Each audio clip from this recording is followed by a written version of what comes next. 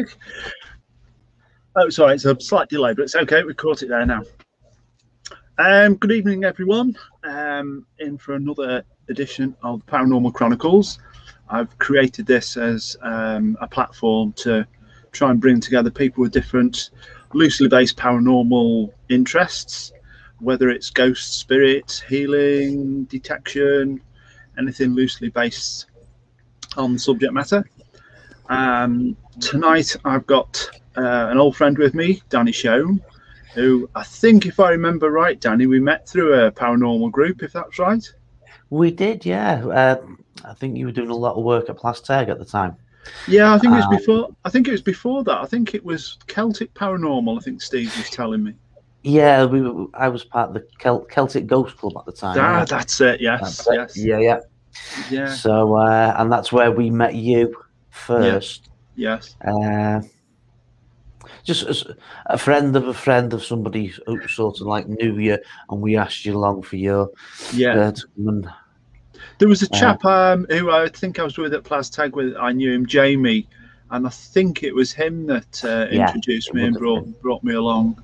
And then I met up with a few others as well. I remember Miggs was there early on in the early days as well. Yeah. So that was would be about 15 years ago, I'd imagine. At least that, yes. At least that. Easily. Because I was talking to Steve about it as well, and we were trying to reminisce, and we think that's when things got together. Yeah. Anyway, tonight you volunteered to come along and talk about Reiki, which I've got my own little story, but I will I'll tie that in a little bit later on. Yeah.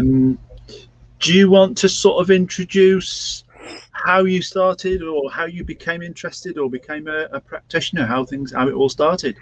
Oh, it started off. Someone had mentioned Reiki. This is before I knew absolutely anything about it, and someone said, "Oh, it's a hands-on healing," and I'm like, yeah. So that was the only thing I'd known about Reiki. And then when I joined the Celtic Ghost Club, Miggs was her and a lady called Paula were teaching Reiki up in Wrexham. They had gone through they'd obviously done the master's thing, and then they did master teaching as well. And can we come back to that after, because it's like in different levels, isn't it, as well? Yeah. Anyway, when I first met Miggs, I've always been one of these type of people who've noticed sort of the changes. I didn't know what the changes were in environments and stuff. An example would be if you walk into the pub and there's an atmosphere. Right. Yeah. Nobody said anything, but something's happened or something's gone on. As a child, I'd kind of like walk into places and dislike them. Something gave me a feeling I dislike it, not knowing from years later finding out that place was known to be haunted, stuff like that, So I've always had this feeling of energy and a bit of an understanding of it, but never really put two and two together. When I started working with the Ghosty Club with Miggs, she was like, I really want to train you. I really want to kind of like teach you Reiki. So I said, I'll have a few months to think, I'll have a think about it. And it was about 6 months later, it was just like, yeah, I'm ready to learn now. And I did no research, because I'm a terrible researcher. And I did no research about it. I thought, I'm going to go into this blind and not be influenced by anything else. Just go for the teaching. So a lot of the modern day teaching today is you'll go and do your level 1 through a day, through one day, and then the next day you'll do your level 2. And then I think, because I was never taught like this, and I think then the weekend later you have a day and go to masters. My teaching was quite different because I had night classes of about 3 hours, and I'd have 4 lessons at level 1. And then straight after that, we'd do level 2, which was 6 night classes over 6 weeks. And when I got to the end of level 2, Migs and Paul were like, we want you to come back in about 3 months' time. And it ended up, I had so much to learn because they really just opened this massive book for me. And a lot of the time it was like just scraping the ice off the top, and the information was there, you know. And it was almost 12 months before I actually went back and did my level 3, which is what we would call masters. And I know it's kind of like based in from a Japanese sort of way. Dr. Usui, the guy who sort of developed or discovered this healing technique, he was a Buddhist monk. And it all stems from him. So I did my masters at 12 months later, and then I sort of moved off, and that was in 2008, and I've been practicing ever since. So can I just go back to day 1 when you first went to classes? Yeah. And can you remember what at the end of the class, do you think to yourself, is this something I'm really interested in, or are you thinking, wow, this is something I never knew anything about? What was your thoughts just after day 1 of the classes? After the first, it was quite weird because, like I said, it was like subconsciously the information was already there. I think the lesson was, for me personally, was just bringing it to the surface. Yeah. So I had questions which were difficult questions as well for my masters. Yeah. So were they able to answer those difficult questions? They were, yeah, definitely. They did. But I'm such a logical thinker. I'm terrible for it. I would definitely call myself a debunker more than anything. And I would like to debunk everything before I could say, hey, that's paranormal or whatever. So these questions were like, if they didn't answer that evening, then they would have an answer, because they would go back to their teachers, and their teachers would go and kind of like sort of answer the questions, because I'd have a question and I'd have my sort of answer, but a logical answer, and how I would deal with that question, you know. And so yeah, there was like this really underlying sort of information that they would sort of uncovered. So some lessons were not like that, but there was quite a few where I remember talking to Migs and Paula probably about 2 years after I completed the level 3, and they were like, we had to rewrite most of our book because of you. Because you asked the question. Because you asked those questions. Sorry. Sorry. But so it was a fantastic learning experience. You know. I've got one question in the chat room, and maybe it's one I should have said right at the start. In its simplest form, can you explain what Reiki is, just very simply? Or is that too difficult? A bird's eye view. A bird's eye view. Reiki, when you begin, is something that changes your life. Right. Because of the way you look at things in a different way. The ability to help someone is fantastic.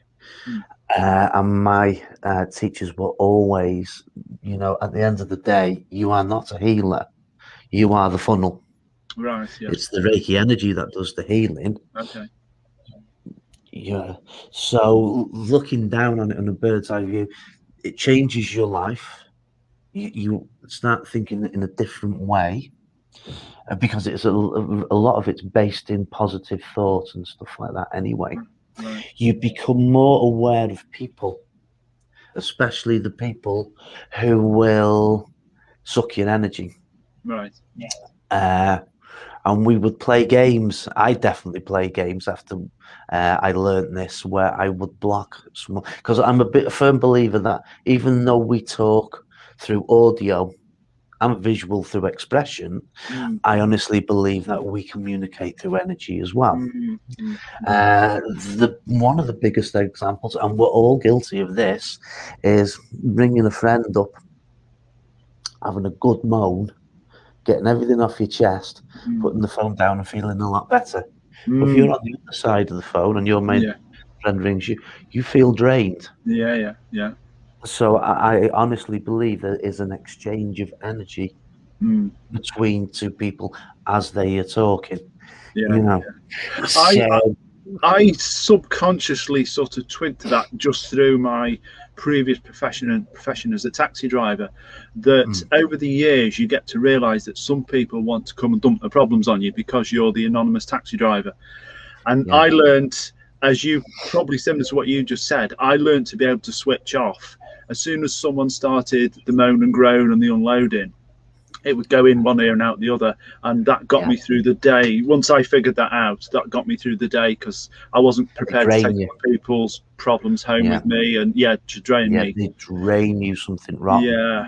So I learned that more. The longer and longer I went on taxiing, the more I understood it and the more I made use of it, but subconsciously. But it's not on a level of the way you've done training, but this was just something over experience, I'd say. I found, well, things we used to do really is, if I found someone who was draining me, then I would block them, and I'd sit and wait, and I'd be nice as pie and be chatting away, and they'll be offload. And because they can't get that energy, they will stop and go and get somebody else. Give it 20 minutes. If they're not receiving that energy from you, that's what they're craving to get, and it's definitely not a subconscious thing or a physical thing. But if you block them, they can't. They give up, and they will go elsewhere because they're not getting what they need. And they're not doing it out of being horrible or spiteful or anything like that. It's not intentional. But if you're more aware of the things that we don't see and the things that we feel, if you're more aware of it, then sometimes it can be quite funny. I've done it many a time where people just give up because they're not doing it, so things like that. For me, it sort of proves that there is this exchange of energy that goes on. As I asked you the question about how you want to be described, and you said a practitioner. So do you diagnose people and treat based on a diagnosis? And I'm not talking about a clinical diagnosis, it's however you would observe. Basically, because I'm quite spiritually switched on and energy-wise, I'm more energy-wise switched on than spiritually. If somebody who is not, they can still do Reiki. At the very basic level, they can become a level 3 practitioner and be just as good as what I do or anyone else does. But everyone is different and everyone is individual. Every treatment is different and individual. I get information when I'm doing a treatment, but just because I get the information doesn't mean that everyone else will get the information. If your energy is spiritually switched on, then you will.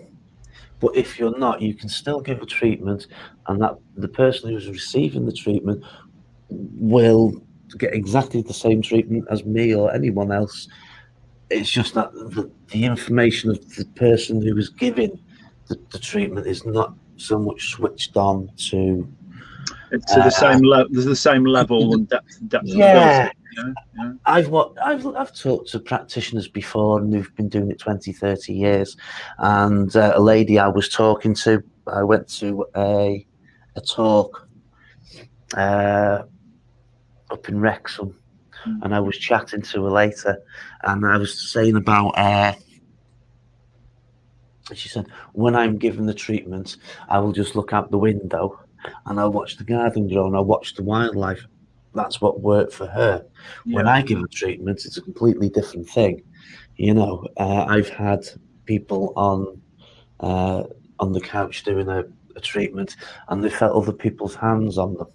Ah. I've sensed sometimes that there'd be people around the table. I can't see them, I can just sense them. I know that they're there. Yeah. Sometimes there may be just one person standing in the corner out the way. When you do a treatment, what we will do is sort of create a space for the treatment to be taken. So we take all the negativity out, and we sort of keep that away. So whatever comes in is supposed to be there. You know, I give a treatment to this old fella that I used to work with, and one of the things that I say, if somebody asks me what's it like to have a treatment, I'll go through what I believe and what they will probably feel. And sometimes I'll say, if you feel somebody else's hands on you, don't worry about it. That's how it's supposed to be. But one of the sensations that quite a few people who have had a treatment from myself is they have the feeling of levitating, of lifting up and levitating. So I don't usually mention that because it might put people off. It might make them feel sick. And this old fella Martin, I give a treatment to a guy from work, and when he come round, the big Reiki smile, and he said, I felt like I was floating. You know, for somebody. So if you say that, somebody may think, oh, I'm going to feel like I'm floating, and they don't. Then they may get disappointed. Or if I say, oh, you may feel like you're floating, that might put somebody really off, and they'll tighten up, and their aura will come in, and the treatment won't go as well as it could have done because they're tense. Because what percentage of people would you say do feel this floating sensation? I'd say about 40%. Okay. Maybe. Every treatment is different. Every single one. Well, every one of us is different, so that's understandable, isn't it? Yeah. I think I've only ever refused a treatment once, to give a treatment to somebody, because I just didn't get a good feeling about that person. Right. Yeah. You've got to go with that feeling. Well, this is what you were talking about before, about sensing people and sensing the energy around people, I suppose, isn't it? So you made a judgment decision there, which was obviously right at the time. Yeah. Sorry. Go, carry on. It's all right. Another thing was because I trained Jan, my partner, Jan. I trained her as well as quite a few others. And when she was losing her mum, she was in hospital for about 6 months. And through love, she was trying to help her by giving her Reiki. At the end of the day, we're not miracle workers. We just try to help. And we come to the conclusion that we prolonged the inevitable in that sense. And it was a very dear lesson for the two of us to learn. That there's times where you should not intervene, but we do it through love. I was losing a friend of mine of cancer, a guy I used to work with, and every time people come into my mind, I just got that feeling: do not interfere. Okay. Do not interfere. It's not your place. And as much as I wanted to go and see him, I really stayed back, because through my friendship, and I'd helped another guy in work, he would have probably asked. And I didn't really want to put myself into that situation to say no, because how can you win? So there's a lot of, it's not complicated, it's all about going with your feelings. Yeah, it's as simple as that, really. Samantha Hannah's been on saying that she still uses a technique that you and Jan taught her at Plaz Teg. and she says it's one of the, I'm just shortening this a little bit, she says it's one of the best tools I've ever learned. Yeah. Reiki will change your life. It will. Yeah. To be quite honest, that wasn't an answer I was expecting when you said that. So I find that quite interesting in a very good way. Yeah. There's a question in the chat room. Friend Holly has asked, in Reiki, do you use crystals? I train people with crystals. Is that different to Reiki or incorporated? No, all the crystal will do was amplify the Reiki energy, basically. So if you look at the human body, we have 7 chakras or energy centers, places that go through the center of the body. These get out of line sometimes. Sometimes if a chakra isn't open, it won't open. There's a reason for that, and we can work with that chakra to open it again. So what we'll do is, when I teach, one of the things that I get is what's called a chakra kit, 7 crystals, 1 for each chakra, and we'll do chakra meditations. I have a fantastic one, and when I can give my students this, I said, try this first. I want you to practice with this. Do it a couple of times, and then do it in the bath, and then it just goes bonkers. It's really mad, But what basically the crystals sort of fine tune the energy, if you like. Right. That's the best way I can describe it. If a scientist said to me, "What is your evidence for this?" I have none. It's only a theory. But I know there are a lot of people that are really interested in it all, especially I've been to Glastonbury many times, and the shops sell a lot of crystals and you can find a lot of information out down there. So a lot of people have a lot of faith and a lot of interest in it, and I'll include myself in that as well. I'm very interested in the use of colors and the wavelengths and the frequencies of colors, and then we will have to get our heads together sometime, because I've got some technological sort of work that I've always held in the background that could be interesting, let's say. I've got a quick crystal story you'll love. Go on.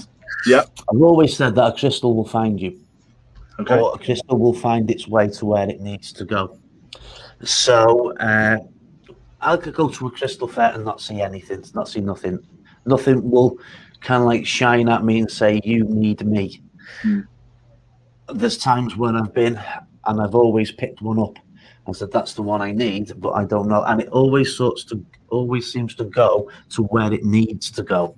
So I'll keep it on me, and I'll be chatting to someone, and I'm like, "Oh, I've got something for you. This is for you." It's just a feeling. Right. Find their way. So anyway, we're getting a puppy in a couple of weeks' time.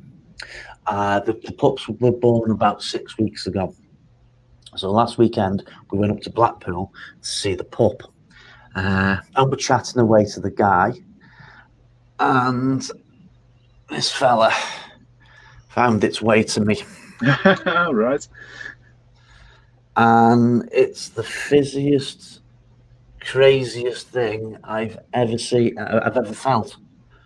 And apparently the guy has had it for 20 odd years. Yeah. And we were chatting, and he passed it to me, and it's just so fizzy, it's unbelievable. And he said, "That's for you, you can have that." Wow. Well, I'll pay you. He said, "No." He said, "I've had it a long time." He said, "Now it's going to somebody else." So what I need this crystal for, I don't know, because it is absolutely bananas. I've never come across. I'm sitting here and it's looking at me, and I can feel it fizzing. Right. It's But would it be fair to say that at some time in your future it will find its place on what it's supposed to do for you or with you? Yeah. Yeah, it will. Something will happen, and I'll be like, "I have the right thing for that," and that will be it. Yes. I haven't meditated with it yet, but I've got a feeling that it's going to do something bonkers. So I don't know. I'll keep you posted on that. But just randomly, some guy in Blackpool gives me the most fizziest crystal I've ever felt. Yeah. And it sat here for a week, and I've looked at it, and I'm like, I You know.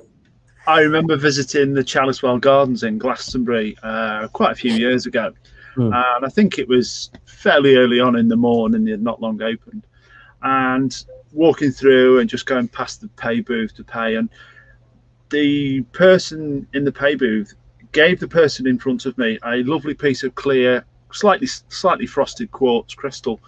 Yeah.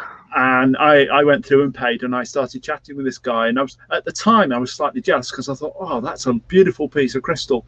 But then from what you're saying, I realised that it was meant for him, not for me. It was just the way it was supposed to be. So yeah, if it was meant for you, it would have been with you. Yeah. Yes. Yeah. In the chat room, Mandy has asked, do you help people that are ill and give them good energy to make them feel better? Is that how Reiki works, would you say? Reiki works on what it needs to do, basically. So we have a way of thinking, a Reiki practitioner's way, or my way of thinking, and my teacher's way of thinking was that your body tells you that something is not right. Right. And then that will kind of like turn into a physical thing. But you could have a treatment because you've got a bad back. Yeah. Okay. An example I will use is a lady come to me. She had a bad back, and she had about 3 or 4 treatments, and it never went. She carried on with the bad back. But what she found is it went eventually after a few months. But she worked with people, and she didn't like people getting into a space. And as people got into a space, she tightened up, which was causing the back pain, the pains in the back. Yeah. And what she found after the treatments was she was a lot more relaxed when people come into a space a little bit more. The more she relaxed, then the back pain went. So it works in really weird ways. It's so not like... would that be indirect? You were helping her to relax, and indirectly that was helping her physically. Well, she was just having the treatments, and the treatments worked in a particular way that helped her to get better. Yes. So I can, if someone says, I don't know, they've got a trapped nerve, and someone comes to me and has a couple of treatments, and that trapped nerve still says that something will change. So it's not like this pill is for this and that pill is for that. The treatment will just fix what it needs to fix, basically. You know, I when people come for a treatment, I don't promise them anything. No. I don't promise them anything at all. I'll just say, if it works, it works. If it doesn't, it doesn't. Yeah. You know, because I'm not going to promise you the earth, because I don't know what it will do. I don't know what it will fix, but it will fix something. You know. So. Sam's asked another question. She says, "How do you find the right teacher for yourself?" So, say I was a student, how would you advise someone to find a teacher? Again, I would go with what feels right. Go and talk to the teachers. One of the things that really puts me off with a lot of people that I see who have been taught Reiki is their ego is really, they do it for a badge. And that really puts me off. It may not put somebody else off, but for me, it puts me off. I've watched people talking about Reiki, and I'm like, you haven't got the understanding of what it's all about, or what I understand it to be, and where because my teachings come from the original Usui line. Yes. Even though the way I teach now, I've changed it, evolved it as, but it's definitely go with your feelings, and if you get a good feeling about somebody, then go with them. You know. Holly has asked another question. She says, "Are there any side effects to a person who takes part in Reiki?" No. I mean, I've heard this answer before, but am I right in understanding if you were giving someone a treatment that the person receiving it can only receive what they need? Yeah. Right. Okay. Yeah. And with myself, I could have hot hands or cold hands, Mm. or one hand will be warm, one hand will be cold. It's always different. The only thing that I would really warn about, as if there's any Reiki practitioners watching now, is never try to take somebody's illness and put it on yourself to help them, because you're messing around with stuff. Yes, you can do that, but you don't want to. You really don't want to do stuff like that, because the whole idea is to channel the energy in. Don't try and take that bad energy out and put it into yourself, because you know you're going to end up poorly just like them. So I didn't realise about that. I'd never come across that concept with Reiki healing. I always thought it was much more of a one-way thing, that you were trying to help them, not take something away from them. Yep. Well, you can have energy blockages, and we can pull them out.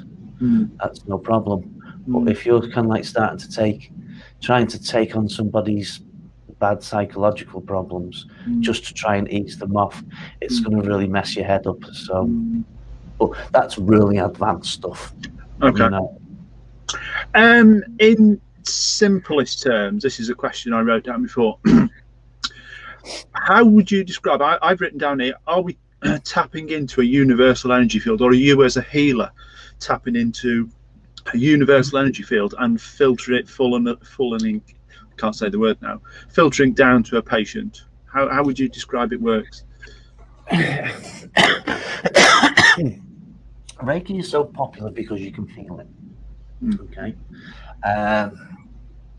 There's other energy ways of healing techniques, say spiritual healing and stuff like that, and sometimes it's not, you can't feel it, but with Reiki you can, because it's so close in and you can feel the temperature of the hands. When you are a practitioner, you can feel it running through your body. Yeah. You know, I feel it definitely runs down my arms, and I can feel it. So there's a physical thing in a way that you can feel. That's why it's become so popular. But yeah, the belief is the universal energy that's around us. Everything's like photons and protons and all the rest of it. It's an energy form. The air that we breathe is a form of energy. So the energy that around us, we sort of guide this in and funnel it through ourselves into the patient, but the patient will only accept what they need. You know, hence the reason why sometimes I'll have warm hands, sometimes I'll have cold hands. It's always different. And one of the more advanced things that I do is I'll use Mother Earth's energy as well, which is basically like turbo Reiki. But it's something you have to be really, because it could hurt. It does hurt if you can like full on Mother Earth. So I sort of mix it up with the Reiki itself, you know. But that's really advanced stuff. That's the stuff I sort of teach when people get to level 3. It's a little bit out there, but once they've learned the basics and they've got the energy flow and all the rest of it, then when we go on to the Mother Earth's energy, it's very potent, and you have to be really careful with it, you know. But from my point of view, I use the middle name of Obi-Wan as a Facebook page name, but that's because I've always been fascinated by the thought of the Force and this universal energy, which I completely believe in. Hence, I've kept the name. I started it just as a joke, but I've kept it. But also in the same terms of ghosts and spirits and paranormal, which I'm obviously heavily involved in, is I just built a machine which is at the King's Head, which will detect the presence of a person up to about 4 foot away now, and I know I can improve that. And that is, it's one of two things. It's either detecting an energy field by a person, or it is detecting a change in the energy field as they approach the machine. It's one of the Yeah. two. I haven't quite figured it out. It's one of the two, but I know it works, and I know it's interesting. So there is definitely this thing about there's an energy field out there. We walk through it, we pass through it, and it's something to do with us. So I'm 100% with you there. Yeah, it's like that. I told you to check out that movie, that documentary the other day. Was it? Yes. People. Yes. And now I thought that would definitely be up your street. Yes. And it was when you were watching the people who were using their mind to turn the thing under the glass, and I'm thinking Reiki had something to do with that, because the person who was doing it, she was very much into meditation in a big way, you know.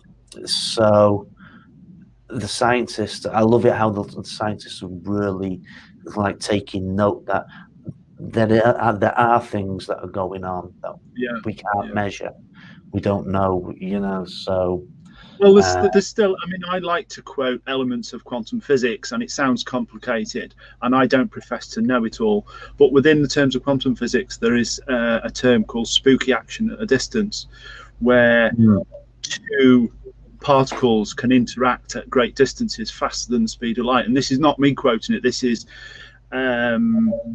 physicists from many years ago were starting to realize these things. And I'm not going to quote any examples of anything that I've done in that way, only the fact that I agree that there are things that we are capable of, and things that happen around us that we can't yet fully understand. I hope we get to grips with them one day, but there are still mysteries out there which fascinate me. Definitely. So teaching, I don't expect you to go into any great details, but just give a basic overview of different levels of teaching that you teach people. Just an outline. How do you go about teaching a student? Level 1, well, we have what's called an attunement, and what we are doing on the attunement is there's different parts of the attunement. Every time you have an attunement, it's one piece, and on the second lesson, then the second part of the first attunement goes, and then the third part, and then the fourth part. So all 4 parts over 4 weeks, you will be attuned to that. And the attunements sort of prepare your energy for the channeling of the energy, basically. It's like starting with a little hole and start making it bigger for the energy to flow a little bit easier. Now, I'm a firm believer that if you were switched on enough to understand the energies and stuff like that, and you were prepared to go with your instinct and your feeling about what people are taught within the lessons, you could learn this on your own without attunements. The more you use it, the more it flows, the more you start to understand about it. So the attunements just help that along. So if you were learning from me, you would have 4 attunements over 4 weeks. If you went and did it in the day, you'd have all 4 all at the same time in one go. The reason why I do it over 4 weeks is to let someone have a week of feeling what that attunement's all about. Yeah. I was just going to ask you, actually, which would you suggest is the best, but you just answered that question, because it allows people to let the lesson sink in, I suppose, over a week, really, isn't it, before they get the next one? Then at the beginning of level 2, you have your level 2 attunement, and then you don't have any more attunements then until you come back to go to your level 3, which is your masters. Once you've been attuned, some people like to go back and get reattuned. I've never ever had that feeling that I need to go back for a reattunement, because I suppose it'd be like, for no reason, go and do your driving test again. You know, when I teach, when I say, like, go away for 6 months, come back and tell me something I don't know. You know, tell me how you have took my lessons and made it work for you. Yeah. Tell me how you're doing it and how you've evolved, and then I will take you to master and I'll teach you some more stuff. And this is the toolbox. You've got your toolbox, go out and learn. If you have got any questions, if I can't answer, then I will go back to my masters and then we'll go back, but we'll get an answer for you. I like to see people evolve. Right, yeah. With the lessons that I do, because my lessons were based, the lessons that I teach now are based on my original teachings from my masters, but I fine-tuned them again. Your personal evolution that you brought to it. The very basics stay, that the foundations stay the same. It's very true to the traditional Usui teachings, but I fine-tuned things from there that I found that work best for me. So I would expect my students to fine-tune that again and tune it for themselves. Have you ever learned something important to you from one of your students that's been through your teaching? Yeah, because everyone has a different way of thinking, and I was showing one of them something, and they just turned around and said, "Well, that doesn't work right if I do it like this." I've never thought of that. Yeah, go with it. That's what I want to hear. You're on the right track. You're just, go with what's inside, go with what you're feeling. I mean, I'm very open to that. Obviously, I work a lot with technology, and I sometimes get a block, as in I can't get something to work in the way I want it to, and I will put it on the shelf for a while, and then I might read something that clicks in with what I want to make, and all of a sudden, that's why I'm not doing it properly. And even people talking to me give me ideas as well. So yeah, I'm very open to it, evolving ideas. Yeah, definitely. Samantha's asked a question again, and she says, are you ever drawn to someone that you want to teach? So I guess you'd have to sort of know them in a little bit in the first place, wouldn't you? I've never been drawn to someone to teach them, but I get the feeling if it's right for them. Yeah. I've never turned someone down as a student. Never. I've never turned anyone down, but I'd be teaching thinking, this is not for you. I don't get the good feeling that this is for the badge and it's not for what Reiki is there for. But if they're getting it out there, they're getting it out there, and that's the main thing. But there's never been anyone that I have met to think, I would really like to teach you, because that's what happened to me. My master was like, I really need to teach you because you have an understanding of it. So I'm sure I will come across somebody. Definitely. I will definitely come across somebody. Marcus from Plastag, he's commented saying, Reiki is one of the most magical experiences ever. I highly recommend it to everyone. So, or to anyone, I should say. Have you and Marcus have you practiced anything on Marcus, or have you? I'm guessing you might have had this big discussion with him then, because obviously you've hit a note with him.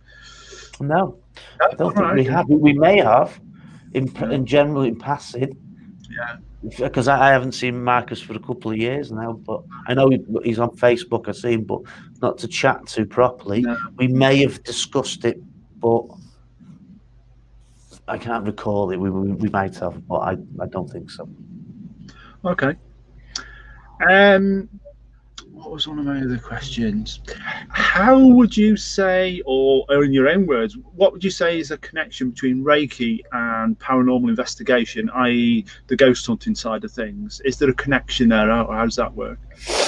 To somebody who isn't spiritually switched on, who is a Reiki practitioner, no, there is no connection. Right. As the more advanced they would become to sort of notice differences. Like we would notice something different when we walk into a room. We're more a little bit attuned to that frequency, if you like. So a Reiki practitioner at the very basic level would get to the point where they could walk in and feel the difference. I mean, not know what that difference is, but they would start to learn to feel. If you are spiritually switched on, now, skating on thin ice here, I could put it. I'm a firm believer that Reiki should stay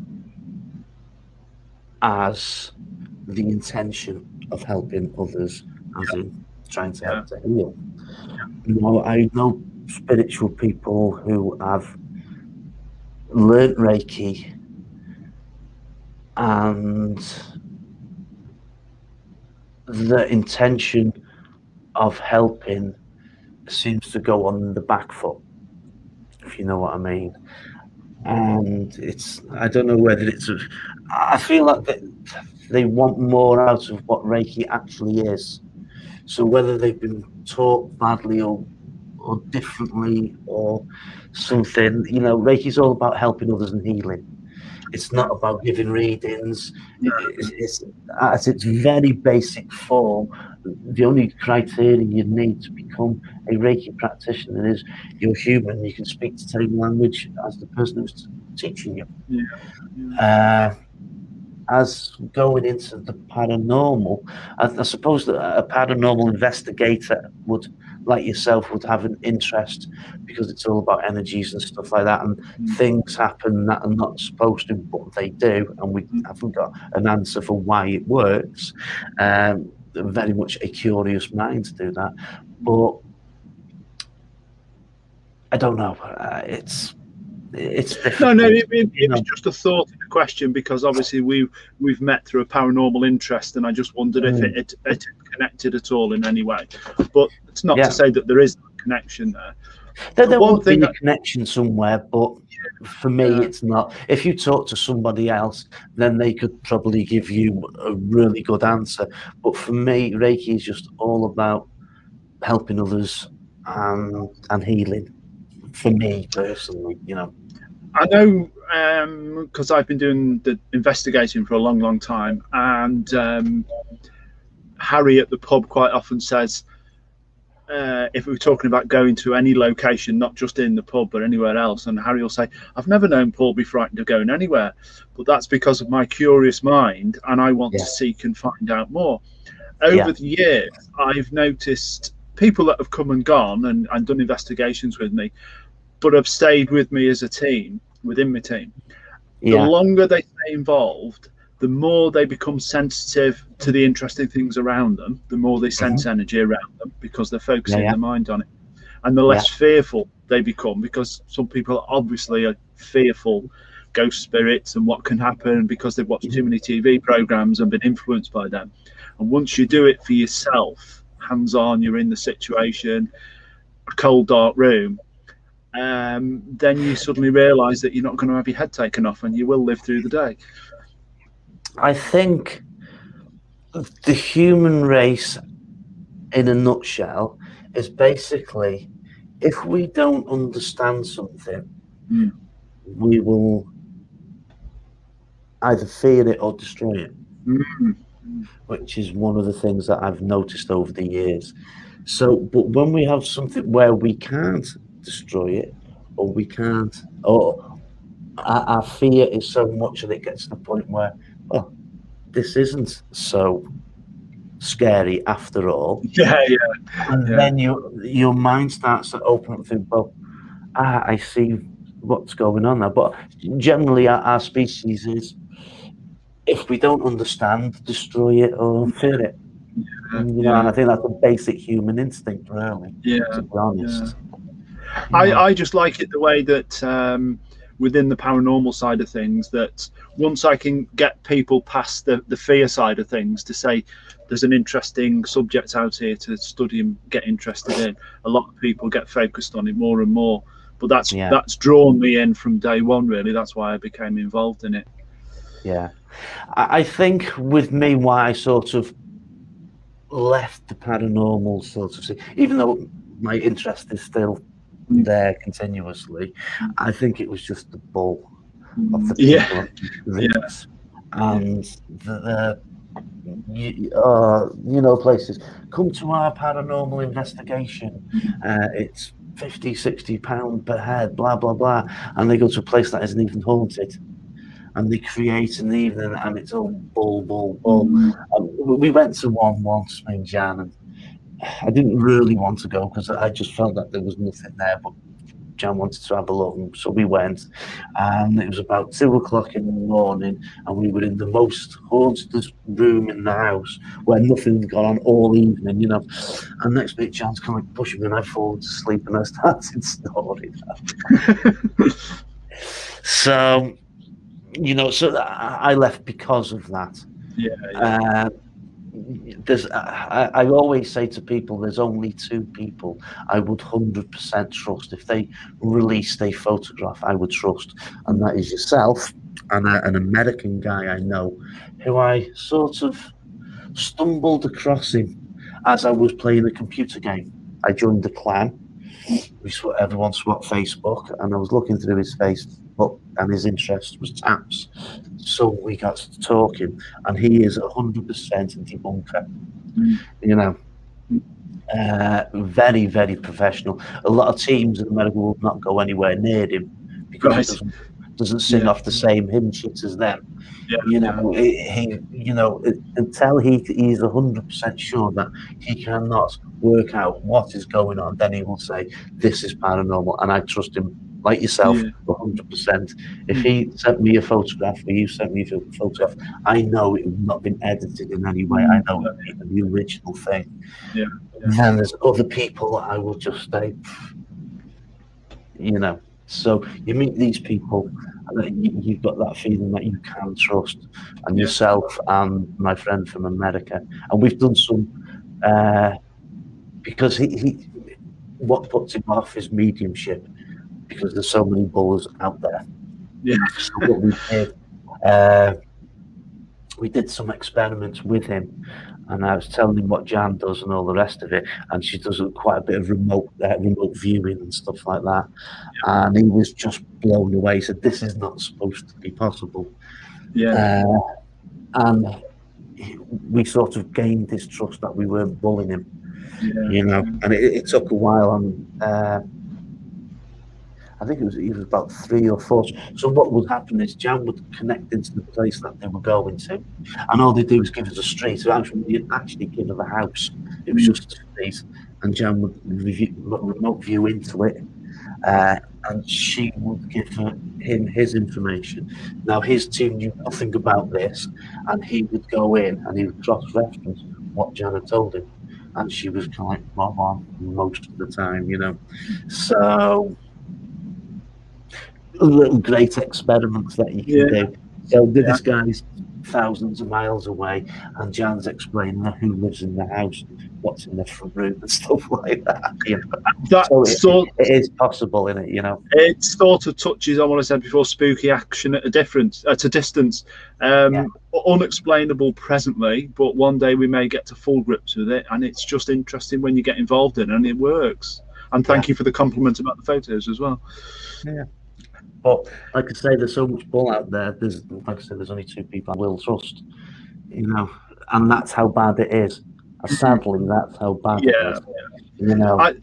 I've over the years I've stayed away from large groups for various different reasons. I will work with people, but I have never particularly joined any large groups because egos and various other things get in the way. But I believe in live and let them get on with things. Definitely. There is a question. It's been noticed you've got a Buddha picture in the background, and Mandy has asked, is Reiki related to Buddhism? The original teachings are based within Buddhism, because Dr. Usui was a Buddhist monk, and he was studying Christianity in London in the early 1900s, and then he went back over to Japan, and the story goes he went up a mountain, and you could find the story for yourself. There's I've got my book here, and it's so there's like 5 Reiki principles basically, and these all come from Buddhist religion. Now, all religion has its good and bad. We all know that. So these are things. When I say it changes your life, these are the things that one of some of the teachings that we do, and it's called Just for a Moment. And it says, just for a moment, be still. You know, it means a lot. Just be still. You know, just for a moment, trust yourself. So it's building up your own confidence, but you're still when you're doing it. You know, you calm and relax. You know, just for a moment, let go of your conditioning. So leave your world behind and just get into a space where you can just be still. You know, just for a moment, love yourself. It's self-explanatory. Just for a moment, believe and you shall receive. You know, so there's lots of this Buddhist stuff that is in my original teachings, but it doesn't matter what religion you have, because Reiki can sort of fit in to any belief system. It's very clever in that way. The Christians have really took it on big time. It's massive in America, but you know, any religion. So do you mean by that Christians have embraced it, or they don't like it? They've embraced it. Ah, yeah, okay. yeah. Okay. Because even though they were kind of like Buddhist, originally cut from Buddhist religious sayings, etc., you know, it sort of rang home with other religions, you know, right. And within other religions, it's the same thing but worded differently. So it sort of fits in quite nicely in whatever beliefs. You know, I'm a complete atheist. I don't believe in God. I believe there is a higher energy there somewhere, and I think we are all part of it. But it fits in. It can fit in with a lot of belief systems, you know. I'm just going to give a quick shout out to people I can see in the chat room, because a lot of people joined us. There's obviously Mandy's there, Samantha's there, somebody called Paul Rowland, I don't know him. Susie Hall, Malcolm Fairclough's there, David West. Who else? We got Holly's there with us, and who else have we got? Eddie West. And let's just keep going down the list. Who else have we got? Because a lot of people have been commenting and saying hi's and talking to each other, and we've had some very good compliments of the way you've been explaining the Reiki, and it's coming across very well. So compliments to you there. Janet, your other half is there listening, and a couple of and also someone has asked, who else have we got there? Jean's there, and Marcus is there in the chat room. Hello, so everyone. Sorry? Hi everyone. Hi everyone, yeah. Thank you all for joining us. Someone has asked the question whether Janet would come on and give us her insights into remote viewing. So we'll have to have a communication sometime if she would be interested in doing a talk with us. I can only ask. I can't answer for the boss. She's not camera shy, is she? Yes. But once she starts, I can't shut her up. Bless her. Okay, that's a good sign. That's okay. We'll go with that. Yeah. Marcus has asked, which crystal gemstone would you recommend as a wellness tonic, if you don't mind me asking? I'm guessing like a general purpose one, because I know Marcus has been feeling a little bit off colour just recently. I think he's on the mend now, but I think he's probably just interested in anything that might help him. There's people who study crystals big time, and they will be able to say, you need this, you need that. My way of thinking is go to a crystal fair, and if one shines at you, you'll kind of like "Ooh, this is nice," that's the one for you, whatever it is. Yeah. Because that's something that you need. As the all-round general quartz is ace, and especially rose quartz. I love rose quartz, but you can just go around the fair and whatever catches your eye, that's the one you need. And it could be anything, you know. But on a general rule, rose quartz or clear quartz, natural quartz, you know. But the one that takes your eye, that's the one. And the thing is with crystals as well, once you finish with them, they sort of disappear. You lose them, but they find their way wherever, or they'll find their way back to you. They're strange things, crystals, in a way. I'll just relate to a story about a lady who was a practitioner. I held quite a basic interest sort of day. There was a shop in Chester many years ago called the Spirit Shop in Northgate Street. And there's a couple of ladies that owned it and ran it, and I used to go in there and chat with them quite regularly. They'd sell anything from herbal medicines, candles, crystals. They had a healing room upstairs, and I talked to them about various experiments, my interest in energy, psychokinesis, that kind of thing. So after a while we got talking. They said, "Oh, if you want to come and do something, you can make use of the room upstairs." And they didn't charge me for it. They were very, very kind and gracious. Anyway, I had an afternoon there, and I set up about 4 or 5 different devices to experiment with. And one was what appeared to be a very basic electromagnetic sensor coil, nothing complicated about it.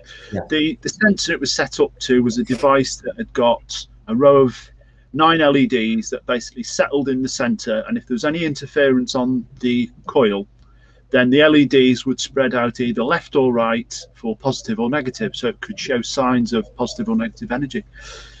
Anyway, this lady had come along.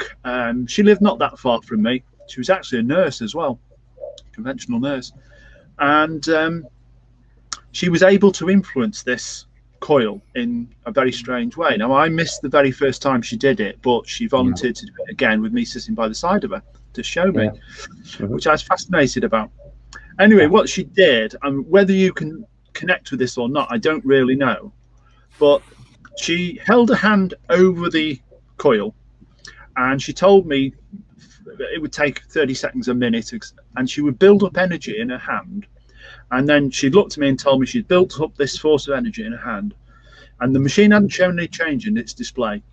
And then she let go of this as effectively as an energy bomb into the coil.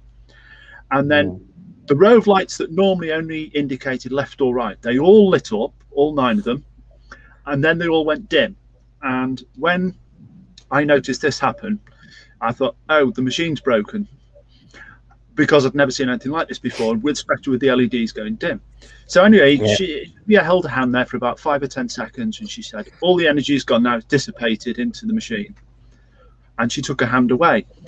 And at this time, I wasn't particularly looking at her or wanting to talk to her, because I was looking at my machine thinking, oh, is it broken? What's going on here? But I wasn't too miffed, because I build them so I can recreate them. So And I stayed there looking at the display. Anyway, very slowly, the display brightness came back to its normal color. And then very, very slowly, I'll do this with my hands, the LEDs, where are we? The cameras there. The LEDs come from all being lit up, and they all come back together until there was just one LED back in the center position, and it stayed there. So my explanation was that she was able to release an energy that was stayed trapped in the coil until it naturally dissipated. I have never yet seen anything similar, or been able to, or heard anybody say they can do anything similar. Fascinating experiment, which I hope to recreate again quite soon. Do you have any take on that as far as Reiki is concerned? She was a Reiki practitioner, and she said it was a practice, but I don't know any more than that about it. One of the things when on the very first lesson or second lesson or something like that, one of the first things we do, if the student has never had a Reiki treatment, but they were just interested, and they would get a treatment. I would give them a treatment, or Jan will give them a treatment. I only teach 4 at a time. I don't have big classes or anything like that. It's just for. But one of the things I showed when I talked about it's got a physical feeling, you can touch it. Well, one of the things that I'll show is get the person to hold their hand out like that, and I will cup their hand, and I will put Reiki energy all the way around their hand, and they can physically feel it. Okay, and when they shake their hand, it dissipates and goes, and it goes back normal again. It's a physical thing you can feel. So when I'm giving the treatment and that's going in, it's not sitting on top of the body, it's actually going inside. It's a physical thing, you can feel it. So yes, next time I see you, I'll show you. Right, you know, okay. How it's, it feels like there's something around your hand. If you shake your hand and then it goes. So I'd imagine the same principles have applied. She's dropped the energy into the coil, and it slowly dissipated, and it started working back again. Well, I'm glad you cleared that up, because I was never quite sure whether I could directly connect it to Reiki. But yours, if I'm reading it right, you're sort of confirming and saying, yeah, there is a connection there. That's what's happened. Yeah, that's what's happened. That's how. If you still have the device, we could see if we could replicate it. I do still have the device and other interesting ones as well.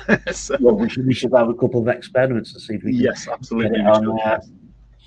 We could record it and put a little video together. Well, these are the sort of things I want to start doing at the King's Head, is to use it as a centre, if everything works out there. So, you know, it's I hope to begin it as a centre of these sort of experiments or sort of demonstrations, or see where it goes sometime in the near future when the world gets back to normal and we're allowed out again. We're allowed out again. Yeah. Is there anything else? I've run out of questions now, and I haven't got any more in the chat room. I would like to say that in about a month's time, I will be starting some classes, and I have room for 2. Right. I've already got 2 students, and there's room for 2. Right. If anyone is interested, they can either give you a shout, and you can pass the information on to me. Absolutely. I haven't taught in a couple of years, and I really need to go and teach again, you know. And then I was looking at how much these people are charging, and I couldn't believe the money that, like, over £1,000 to get to level 3. My idea and my principle is,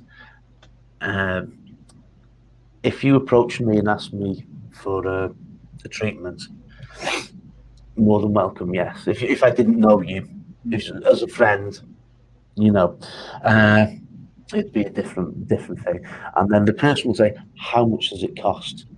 My answer is always whatever it's worth to you. There isn't a price. There isn't a price. If I thought you really need treatment, I would offer you, and then it's free. Because if you offer something to somebody and it's free, there's always going to be a catch, or it doesn't work or something like that. So I like an exchange of energy. When I say it's what's it worth to you, bottle of wine, it doesn't have to be money. If you're absolutely flat skid broke, and I think you really need that thing, all I'd say this evening before you go to bed, just say thanks to the energy up there. Don't put a good word in for me. It's the energy that's fixed you. Whatever it's worth, what is it worth for you? You know, and it doesn't make a difference if it's £1 or £50. It's irrelevant what it's worth for you. So I was thinking about this over the last couple of days about charging for teaching. What would I charge? And I was seeing this 1,000, 1,500 quid and this, that, and the other, and I'm thinking, what I would charge for teaching would be 25 quid a lesson all the way through to the end of masters. None of this, so much for this, and you go to level 2, then you got to pay more, and then you go to master and you have a couple of lessons and it's like £600-700. Not in it for the money, the exchange of energy. That's all I'm interested in. So if anyone would like to get in touch with me, if they want to feel like they want to learn, it's £25 a lesson, and we will work the days out or the night classes out when everyone can do it, and we'll do it in a nice, friendly atmosphere. 25 quid enough, I think. So if anyone's interested, either get in touch with me or directly to Danny. We'll connect together, or you can connect together. Right. The only thing I will say is that I'm hoping to build up more and more of these sort of paranormal chronicles, and pretty soon I'll start doing them from the King's Head, because it's more atmospheric there. It can be a little bit noisy, but it's definitely atmospheric. So it'll be a little bit more involved from there. And if anyone has got any interesting paranormal or spiritual related subjects that they would like to talk to, get in touch with me. It doesn't have to be an hour long, it can be half an hour long, however you want to talk about things, and sit and have a chat and share your knowledge and information with the world. Give me a shout if you've got something interesting to say. And with that, we will call this to an end. Thank you everyone that's been listening. Hope you'll join me again for the next one, and we'll call it a night. Thank you very much, Danny, for joining me. Thanks for having me. You're welcome. Thank you, everyone. Till the next time, stay safe. Bye. Bye-bye.